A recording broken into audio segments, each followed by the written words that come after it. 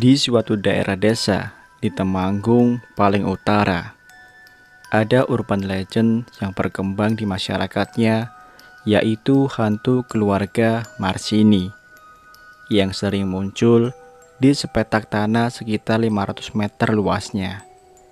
Yang mana tanah itu dulunya adalah bekas rumah dari keluarga Marsini, yang mana hanya tinggal puing-puing. Sekitar tahun 90-an, hantu keluarga Marsini ini sempat gempar karena meneror warga desa, dan atas saran dari sesepuh atau orang pintar, puing-puing rumah itu harus dihancurkan. Memang setelah itu dihancurkan, hantu keluarga Marsini itu sudah tak ada lagi, terlalu mengganggu. Walau masih saja tetap menunjukkan eksistensinya, tapi dengan gaya yang berbeda. Yang lebih menarik di sini bukanlah hantu ataupun terornya, tapi cerita di baliknya, atau sebab mengapa keluarga Marsini menjadi lelembut dan menghantui daerah itu. Karena konon dari cerita turun-temurun warga desa itu, Marsini dan keluarganya menghilang begitu saja dari rumahnya. Jasadnya pun tidak pernah ditemukan. Jadi bagaimana cara mereka mati, hanya Tuhan yang tahu. Banyak rumor yang berkembang tentang sebab-sebab hilangnya keluarga Marsini. Dari dirampok, diculik, dan mayatnya dibuang entah kemana. Tapi rumor yang paling populer adalah keluarga Marsini ditumbalkan. Karena konon, kekayaan keluarga Marsini adalah hasil dari memuja iblis. Dan sepertinya pada akhirnya mereka harus ikut sang iblis. Warga nampaknya lebih percaya rumor itu.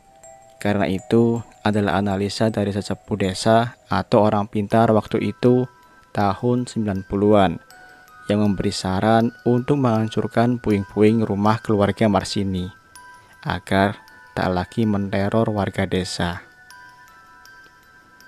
Jadi cerita ini bersumber dari sesepuh desa atau orang pintar yang menangani teror hantu keluarga Marsini di tahun 1990 dulu, yaitu Mbah Ramlan. Dengan kacamata spiritualnya, beliau mencoba menceritakan semasa hidupnya keluarga Marsini. Untuk keakuratan dan kebenarannya, Allahu a'lam. Tapi bagi saya, analisa Mbah Ramlan ini cukup menarik. Kita mundur di tahun 1930-an.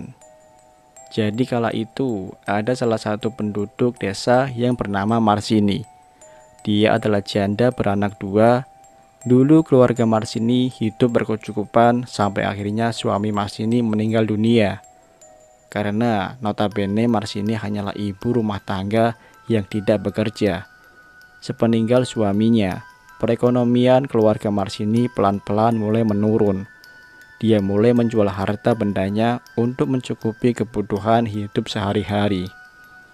Dari sawah, ladang, ternak, perlahan harta bendanya pun mulai habis.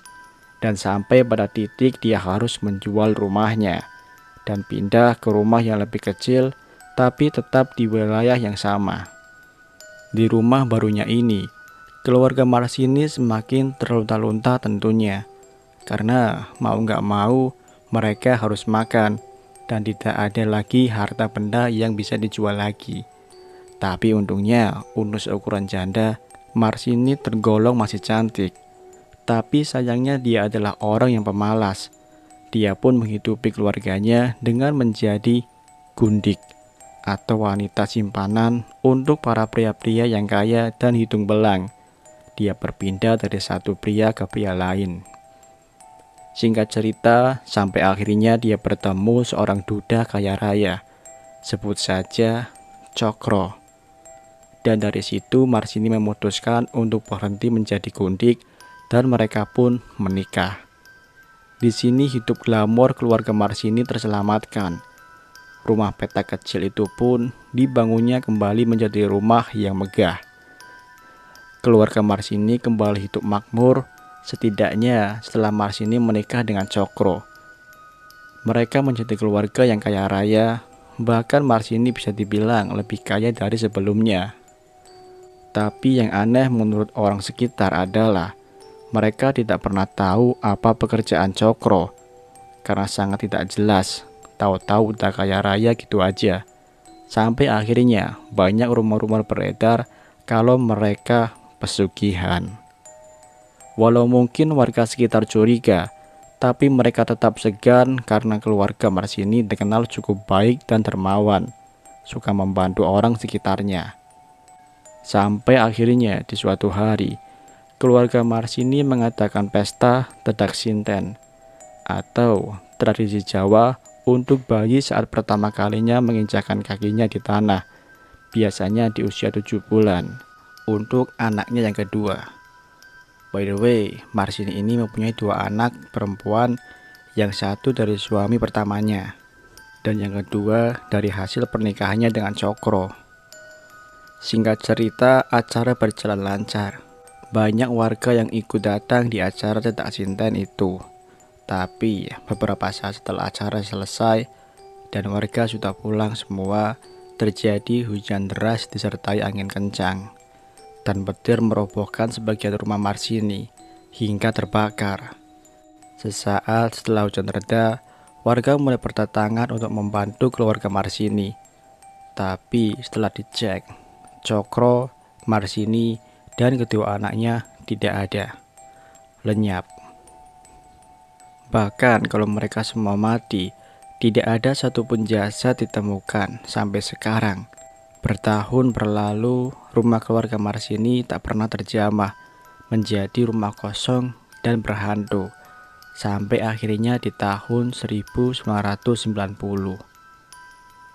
Sedikit disclaimer, cerita sejarah hilangnya keluarga Marsini ini saya dapat dari Mbah Ramlan, lewat pandangan spiritualnya.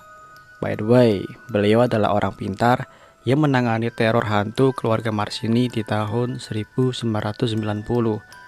Untuk kebenarannya, Allahu a'lam.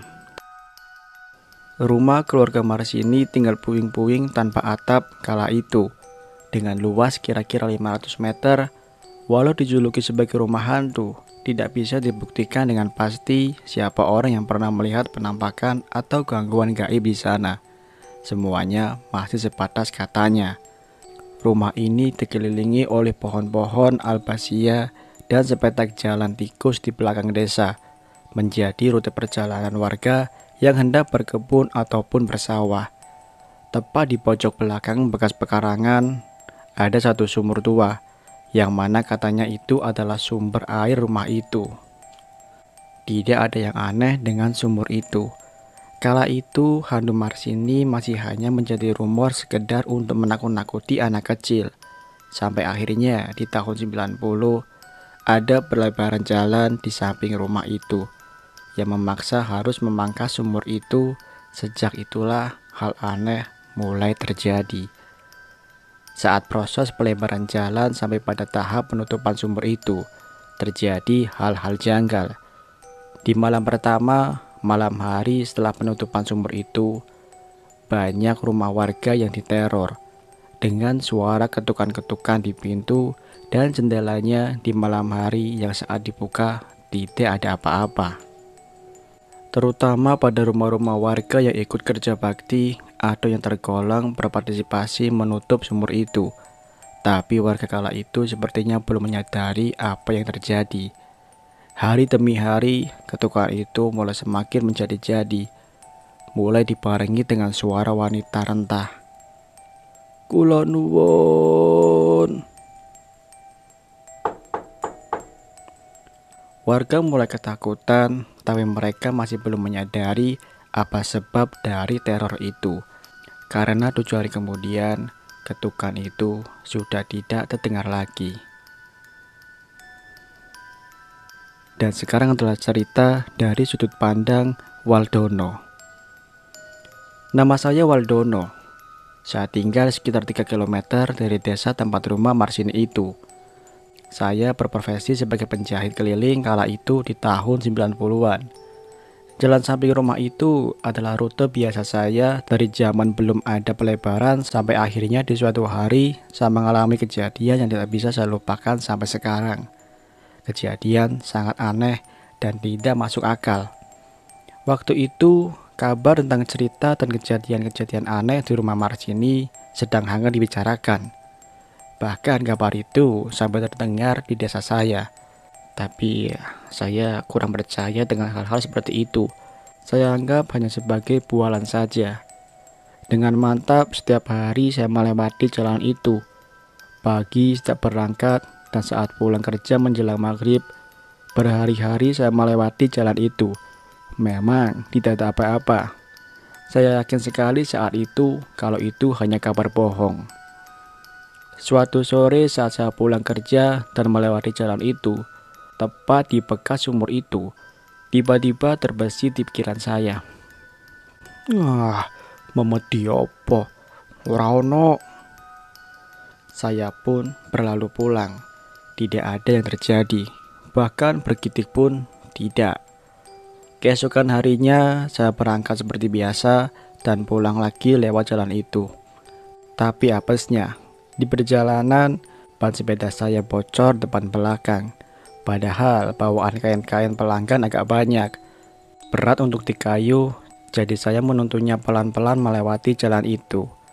Waktu itu belum begitu petang, baru sekitar jam setengah 5 sore. Saya menuntun sepeda melewati bekas sumur itu. Sekira 5-6 meter ada suara memanggil-manggil. Mas, mas, mas. Saya menoleh ke belakang. Ada ibu-ibu parubaya tergopoh-gopoh sambil membawa seikat kain di tangannya. Jaraknya sangat dekat. Datang dari mana orang ini, batin saya.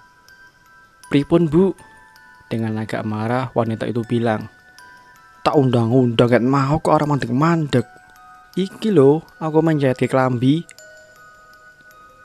Saya ingat sekali kainnya putih lusuh seperti kain kafan. Saya buka ikatannya. Kelambi nopo niki bu? Saya bertanya sambil melihat orang itu. Tapi belum sampai saya mengatakan kepala, semuanya menjadi gelap. Tiba-tiba saya berada di tempat entah di mana. Hanya ruang gelap dan perlahan sosok wanita berbaju merah perlahan ke arah saya. Tubuh saya terpaku seperti mimpi. Sosok itu semakin mendekat benar-benar dekat dan menarik baju saya.